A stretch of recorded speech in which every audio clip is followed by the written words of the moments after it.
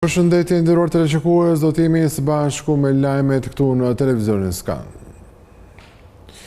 Shqipëria vijon që të mbetet në krye të listës europiane për rritjen e flukseve turistike, sipas raportit më të fundit të publikuar nga OKB në 3 muajt e parë të këtij viti, vendin tonë ka hyrë 136% më shumë turistë të huaj.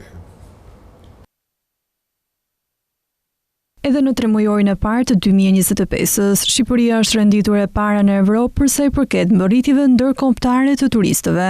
Sipas të dhënave nga raporti i Kombeve të Bashkuara, i cili u publikua në Baku të Azerbajxhanit gjatë mbledhjes së 71 të Komisionit për Evropën të United Nations Tourism, ku Shqipëria mori pjesë si anëtare me të drejta të plota, vendi ynë kryeson sërish në rritjen e flukseve turistike. Në krahasim me periudhën para pandemike, pra me vitin 2019, Shqipëria ka pasur një rritje me 136% të mbërritjeve ndërkombëtare të turistëve, thuhet në raportin e Kombeve të Bashkuara. Në një postim në rrjetet sociale, kryeministri Edi Rama dhe ministri e Turizmit dhe Mjedisit Mirela Kumbaro janë shprehur se ky është një tjetër konfirmim ndërkombëtar për suksesin e modelit shqiptar të turizmit, i mbështetur në vizionin e turizmit të qëndrueshëm, që ishte edhe fokusi i diskutimeve gjatë mbledhjes së Komisionit për Evropën. Si pjesë e deklaratës së Bakus, dhe Shqipëria ishte aty jo vetëm për të dëgjuar, por për të ndarë eksperiencën e saj si një histori suksesi që frymëson. Vendi ynë radhitet në 10 destinacione turistike që po performojnë më mirë edhe në 2025-ën. Në listën e publikuar nga United Nations Tourism, pas Shqipërisë renditen Republika e Moldavisë me një rritje prej 76% të flukseve turistike në krahasim me 2019-ën, Malta, Norvegjia, Serbia, Bullgaria, Bosnia dhe Hercegovina, San Marino. Shqipëria ka lënë pas edhe vende si Greqia apo Portugalia, të cilat kanë qenë prej vitesh pole turistike të Evropës. Sipas të dhënave më të fundit të entit rregullator të energjisë, sistemi energjetik në vendin tonë ka vjuar një humbje në rjetë, ndërkohë që sipas të dhënave për periudhën janar-prill të këtij viti, humbjet ranë në nivelin 17%. Humbjet në rritjen e shpërndarjes së energjisë elektrike kanë pësuar rënje në 4 muajorin e parë të vitit 2025, sipas të dhënave nga enti rregullatori i energjisë. Niveli përgjithshëm i humbjeve në shpërndarje rezulton në 17%, krahasuar me 18.5% në të njëjtën periudhë të një viti më parë, një përmirësim me 1.5%. Në total janë regjistruar 529.000 megavatorë energji të humbura në rrjet, nga të cilat pjesa më e madhe, apo rreth 387.000 megavatorë, i përket humbjeve teknike që lidhen me rrjetin e amortizuar. Ndërkohë, humbjet jo teknike që përfshin vjedhjet përbën 122.000 megavatorë. Reduktimi i humbjeve vjen në një kohë kur operatori i sistemit të shpërndarjes ka intensifikuar kontrollet ndaj abuzimeve me energjinë, kryesisht në zona bregdetare dhe në subjekte me rrezik të lartë për informalitet. Subjektet që konstatohen se kryejnë vjedhje referohen në polici për shkelje të ligjit, ndërkohë që humbjet teknike mund të reduktohen përmes investimeve në përmirësimin e rrjetit. Administratori OSHE Enea Karakaçi, në një dëgjes në Komisionin Parlamentar të Ligjeve, theksoi se investimet në rrjetin e shpërndarjes arrin në 70 deri 80 milionë euro në vit. Ai përmendi projekte të rëndësishme për vitin 2025, përfshirë ndërtimin e linjës 35 kV në Tamar dhe Dukagjin, si dhe rikonstruksionin e rrjetit në nën stacionin Fark, zonat përreth Valiasit, Kamzës dhe Vorës. Sipas tij, investimet janë të shpërndara me prioritet në të gjithë territorin, edhe pse për shkak të burimeve të kufizuara, disa zona rurale mund të mbeten jashtë ndërhyrjeve afat shkurtra. Në ndryshimet e fundit, Kazino do të duhet të zhvillojnë aktivitetin e tyre vetëm në hotelet me 5 yje, ndërkohë që Ministri i Turizmit do të bëjë të mundur edhe certifikimin e strukturave akomoduese. Në vendimin e Këshillit të Ministrave, ndryshime janë paraqitur për përcaktimin e procedurave të zhvillimit të garës si dhe të kritereve shtesë për të gjithë ata aplikantë të cilët konkurrojnë për të pajisur me licencë për kategorinë Kazino. Sipas vendimit të fundit, fillimisht aplikantët duhet të jenë të certifikuar dhe të klasifikuar në përputhje me përcaktimet e pikës 2 të nenit 35 të nenit për lojrat e fatit në Republikën e Shqipërisë, dhe nga ana tjetër duhet të jenë të pajisur me certifikat klasifikimi me 5 yje ose vërtetim nga institucioni përgjegjës që konfirmon se struktura akomoduese përmbush kriteret e përgjithshme për të klasifikuar si hotel me 5 yje, Kujtojmë që në vendimin në fuqi, kazinot mund të operonin në struktura të thjeshta ose edhe në hotele me 5 hyje, ndërkohë Ministria e Turizmit do të bëjë të mundur certifikimin e strukturave akomoduese me 5 hyje, por çfarë është ndryshuar? Referuar vendimit theksohet se përjashtimisht deri në nënshkrimin e marrëveshjes me agjencia apo organizata ndërkombëtare të mirënjohura në fushën e vlerësimit të strukturave akomoduese, sipas përcaktimeve të bëra në pikën 1 të nenit 7 të kësaj rregulloreje, verifikimi dhe vlerësimi për klasifikimin e strukturave akomoduese me 4 apo 5 hyje, që janë mbajtës të një marke tregtare të regjistruar e të njohur ndërkombëtarisht, bëhet nga Ministria Përgjegjëse për Turizmin me aplikim të vetë sipërmarrësit turistik. Pas përfundimit të këtij procesi, Ministria Përgjegjëse për Turizmin lëshon certifikat klasifikimi me 4 apo 5 hyje ose vërtetim që konfirmon se struktura akomoduese përmbush kriteret e përgjithshme për të klasifikuar si hotel me 4 apo 5 hyje. Qeveria shqiptare planifikohen që deri në fund të vitit 2030 të ndërmarrë një sër iniciativash lehtësuese për pensionistët në vend, siç është përjashtimi nga taksa e pronës, por edhe pajisja me kartën e dedikuar pikërisht për ta.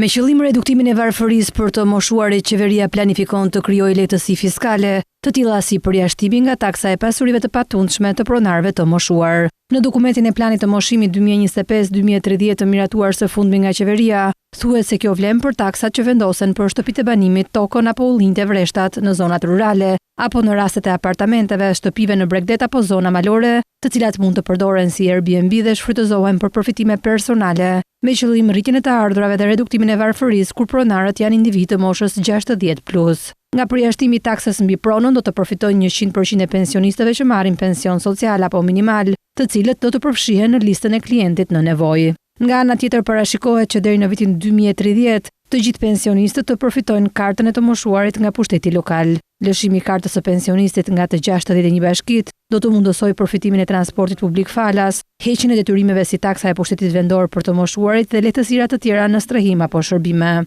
Po ashtu planifikohet heqja e taksës vjetore për automjetet vetjake të moshuarve 65+ dhe reduktimi i gjobave dhe kamat vonesave. Nga ana tjetër mund të vendosen lehtësira fiskale për shpenzime që lidhen me kujdesin afatgjat përgjatë ciklit të jetës, të tilla si heqja e tarifave të shërbimit për shtëpitë e pleqjve ose për shërbime shëndetësore apo taksa vendore. Reduktimi i çmimeve të energjisë elektrike, duke i klasifikuar të moshuarit si kategori në nevojë, mbulimi i kostove të strehimit nëpërmjet bonusit të qeras, apo mbulimi i kostove të transportit publik nga njësitë e vetëqeverisjes vendore, janë ndërhyrje të cilat synojnë të përmirësojnë jetesën e individëve të moshuar. Rishikimi i listës së barnave të rimbursueshme me qëllim reduktimin e kostove të jetesës dhe veçanërisht për të moshuarit që janë me diabet, Alzheimer, Parkinson, probleme të shëndetit mendor apo që kanë humbur autonominë, të cilët jetojnë të vetmuar, është një tjetër politikë që synohet të ndërmerret. Me mbarimin e kontratës së Postës Shqiptare për ofrimin e shërbimit universal postar, Autoriteti i Komunikimeve Elektronike dhe Postare ka filluar procedurën e analizës së tregut në vendin tonë.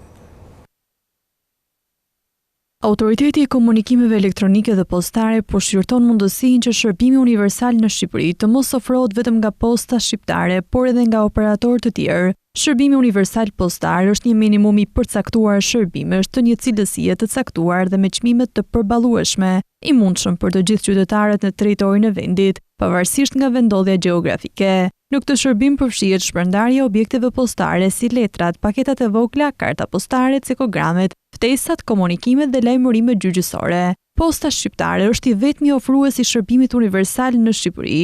Në vitin 2020 ajo u pajis me autorizimin individual si ofrues i vetëm i shërbimit universal postar me afat 5 vjeçar. Ky afat mbaron në 7 korrik 2025 dhe për këtë arsye AKEP ka filluar procedurën e analizës së tregut të shërbimeve postare dhe vlerësimin nëse ka më shumë se një ofrues të mundshëm të shërbimit universal postar. Në përcaktimin e ofruesit të shërbimit universal postar, AKEP garanton që ky shërbim të ofrohet në të gjithë territorin e Shqipërisë, të kryhet sipas treguesve të cilësisë së përcaktuar, të ofrohet me çmime të përballueshme si dhe të sigurojë trajtimin e barabartë të përdoruesve në të gjithë territorin e vendit. Për sigurimin e shërbimit universal postar, AKEP ka të drejtë të caktojë një ose më shumë ofrues, mund të caktojë ofrues të ndryshëm për sigurimin e elementeve të veçanta të një shërbimi universal postar ose ofrues të ndryshëm për mbulimin e zonave të ndryshme të territorit. Numri i pikave të aksesit në nivel kombëtar duhet të jetë i tillë që të sigurojë se një zyrë postare të ofrojë shërbimin universal postar një numri mesatar të popullsisë prej 5500 banorësh. Nga të dhëna statistikore për vitin 2024 rezulton se përveç Postës Shqiptare, asnjë subjekt tjetër i shërbimeve postare nuk i plotëson kriteret për të pasur një zyrë postare për 5500 banor. Si rrjedhoi, Posta Shqiptare mund të rizidhet si ofrues i shërbimit universal postar, por është e hapur mundësia që t'i bashkohet edhe një operator tjetër për ofrimin e këtij shërbimi. Mbi 69.000 fermerë kërkojnë financimin në sektorin e bujqësisë, ndërkohë shefuar numrit të aplikimeve për skemën kombëtare të mbështetjes së vitit 2025, interesi më i lartë ka qenë pikërisht në skemën e naftës falas. Fermerët kanë pasur interes të lartë për të përfituar subvencione për gjatë këtij viti. 69.917 aplikime janë regjistruar në Albania nga fermerët apo shoqëritë të bashkëpunimit bujqësor për të pasur akses nga fondet e vëna në dispozicion për financimin e sektorit bujqësor përmes skemës kombëtare të mbështetjes 2025. Aplikimet e skemës kombëtare të mbështetjes në bujqësi janë hapur më 14 prill dhe janë mbyllur më 30 maj 2025. Por si ka qenë interesi i fermerëve sipas masave që do të mbështeten me fonde këtë vit. Referuar të dhënave të Ministrisë së Bujqësisë, më shumë aplikime janë regjistruar për skemën e naftës me afro 52.837 aplikime, e cila këtë vit ka ndryshuar pasi fermerët do të marrin pagesa cash. Po ashtu interes të lartë ka pasur për blegtorin me 10.095 aplikime, nga të cilat 5.670 janë për të imta dhe 4.425 për gjedh. Për mbështetjen e bletarisë këtë vit janë regjistruar 4.510 aplikime në total. Për bimët aromatiko-mjekësore janë 1.407 aplikime, për sera 893 aplikime, Global Gap 203 aplikime dhe ferma organike 26 aplikime. Sa i takon shpërndarjes gjeografike dhe këtë vit numri më i lartë i aplikimeve është në qarqet ku bujqësia dhe blegtoria është më e zhvilluar, si Fier, Korç, Berat dhe Elbasan. Pas aplikimit me vetë-deklarim në Albania, Agjencia për Zhvillimin Bujqësor dhe Rural do të nisë procesin e verifikimit dhe plotësimit të dosjeve për secilin aplikant. Një pjesë e mirë e dokumentacionit gjenerohet direkt në Albania, ndërsa pjesa tjetër duhet të dorëzohet nga fermerët. Ndër kriteret kryesore është toka në pronësi ose përdorim e fermerëve përmes një kontrate qiraje të notarizuar, si dhe mospasja e detyrimeve në Institutin e Sigurimeve Shoqërore. Nga ana tjetër, për mbyllet e bëra paraprakisht apo për numrin e krerëve në blegtori dhe numrin e koshereve në bletari, do të kryhet verifikimi në terren. Pas përfundimit të gjithë procedurës, do të nisë disbursimi i fondeve për fermerët. Fondi është 3.2 miliard lek dhe do të jepet më shumë prioritet në financimin e shoqërive të bashkëpunimit bujqësor, të cilat do të mund të përfitojnë në masën 100%. Një stërvitje e përmasave të mëdha, kështu e ka cilësuar kryeministri i vendit Edi Rama vimin e aksionit Defender 25 në portin e Durrësit. Forcat armatosura të Shqipërisë vazhdojnë stërvitjen e tyre në kuadër të Defender 25 në portin e Durrësit. Kryeministri Edi Rama përmes një postimi në rrjetet sociale ka publikuar pamje nga angazhimi i trupave shqiptare në këtë stërvitje ndërkombëtare të përmasave të mëdha. Forcat armatosura vijojnë stërvitjen Defender 25, një nga më të mëdha dhe më komplekse të dekadës së fundit në Europë dhe Afrikë, që zhvillohet në udhëheqjen e Komandës Europiane të Ushtrisë së SBA-s në bashkëpunim të ngushtë me vendet aleate dhe partnerët e NATO-s, shkruan Rama në postimin e tij. Defender 25 është stërvitja më e madhe vjetore e ushtrisë së SBA-s në Evropë, e cila synon të testojë dhe përmirësojë aftësinë për të dislokuar personel dhe pajisje ushtarake nga Shtetet e Bashkuara drejt Evropës dhe Afrikës në mbështetje të operacioneve të mëdha luftarake. E organizuar nga Komanda Ushtrisë Amerikane në Evropë dhe Afrikë, kjo stërvitje përfshin përdorimin e rezervave të parapozicionuara ushtarake dhe demonstron fuqinë goditëse dhe ndërveprimin e forcave amerikane me ato aleate. Faza Immediate Response e Defender 25 që po zhvillohet aktualisht në Ballkan nisi më 26 maj dhe do të zgjasë deri më 9 qershor. Në këtë fazë që përfshin edhe Shqipërinë, fokusi është në rritjen e bashkëpunimit ndërmjet ushtrive të rajonit, si dhe zhvendosjen e trupave përmes rrugëve toksore dhe hekurudhore në kushtet operacionale. Pas përfundimit të kësaj faze, stërvitjet do të zhvendosen në kontinentin afrikan, duke vijuar me fazën tjetër të planifikuar, gjithashtu me pjesëmarrjen e forcave ndërkombëtare. Pjesa më e madhe e kanadezëve planifikojnë që të shmangin udhëtimet në Shtetet e Bashkuara të Amerikës për gjatë muajve të verës së këtij viti, ndërkohë që lufta tregtare e nisur nga presidenti Trump është një ndër faktorët kryesorë që ndikon në këtë çështje. Ndërsa më shumë kanadezë po planifikojnë të udhëtojnë gjatë verës, destinacione si Shtetet e Bashkuara të Amerikës nuk janë pjesë e itinerarit. Sondazhet e reja tregojnë një rritje të numrit të qytetarëve nga Kanadaja që kërkojnë të realizojnë një udhëtim. 55% nga vetëm 47% në vitin 2024. Por më pak prej tyre po mendojnë të shpenzojnë paratë në Shtetet e Bashkuara me vetëm 10% të anketuarve, që thonë se planet e tyre përfshin Amerikën. Kjo është një rënë e ndjeshme nga shifra 23% e vitit të kaluar. Nga ata që planifikojnë një udhëtim veror, 77% thonë se do të qëndrojnë brenda Kanadas, nga 69% një vit më parë. Lufta tregtare e presidentit amerikan Donald Trump është një faktor kyç në vendimin e njerëzve për të shmangur udhëtime drejt Shteteve të Bashkuara të Amerikës, me 7 në 10 që thonë se ka më pak gjasa të udhëtojnë në jug të kufirit këtë vit. Të dhënat tregojnë se gjatë 5 muajve të parë të këtij viti, kanadezët rezervuan 10% më shumë fluturime jashtë vendit se sa vitin e kaluar, me rezervimet për në Shtetet e Bashkuara që ranë me 20% gjatë së njëjtës periudhë kohore. Udhëtimet ndërkufitare me makinë kanë rënë gjithashtu me 35%, duke shkaktuar shqetësim si për qytetet kufitare të Shteteve të Bashkuara, ashtu edhe për dyqanet pa taksa në kufirin toksor të Kanadas. Gjithashtu 48% e qytetarëve planifikojnë të qëndrojnë në provincë këtë verë nga 38% vitin e kaluar, ndërsa 42% thonë se me shumë gjasa do të udhëtojnë jashtë zonës së tyre, ndërsa shumica fajsojnë tarifat për shpangjen e tyre të Shteteve të Bashkuara. Shqetësimet e tjera të cituara përfshin klimën politike, frikën për sigurinë personale, kurse të dobta të këmbimit dhe mungesën e mikpritjes nga amerikanët. 75% thonë se lufta tregtare ndikoi drejt për drejt në vendimin e tyre. 56% planifikuan të vizitonin Shtetet e Bashkuara, por tani do të shkojnë diku tjetër, ndërsa 21% thanë se kanë anuluar një udhëtim të rezervuar më parë. Qytetet të zhvilluar së fundmi, pjesa më e madhe e kompanive amerikane në Kinë nuk planifikojnë që të largojnë nga vendi pavarësisht tensioneve tregtare mes dy vendeve.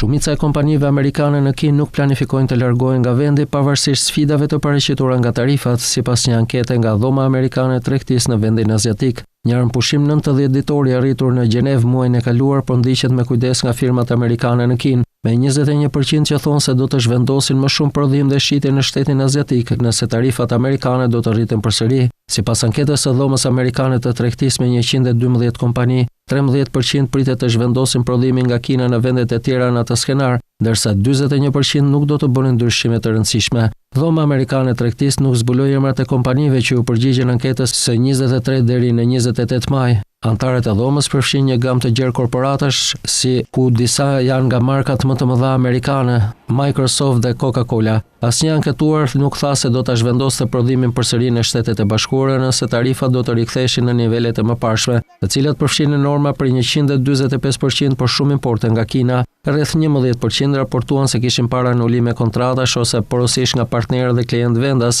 pasi taksat më të larta hyn në fuqi fillimisht më 2 prill, zbuloi anketa. Washingtoni dhe Pekini mbetën në mes të negociatave tregtare, të cilat kishin ngesur derisa presidentët Donald Trump dhe Xi Jinping biseduan në telefon dhe ranë dakord për diskutime të mëtejshme. Një nga të dërguarit kryesor të Trump për Kinën është përpjekur gjithashtu të sigurojë bizneset amerikane në vend se shtetet do të ruajnë lidhje tregtare. Sipas tij, administrata Trump po kërkon mënyra për të bashkëpunuar me Kinën dhe mbështet praninë e tyre në vend. Kompania Meta ka arritur një marrëveshje për të mbajtur në funksionin central bërthamor amerikan për 20 vite të ardhshme, ndërkohë që synimi i kompanisë është që të gjejë burimet e nevojshme të energjisë elektrike.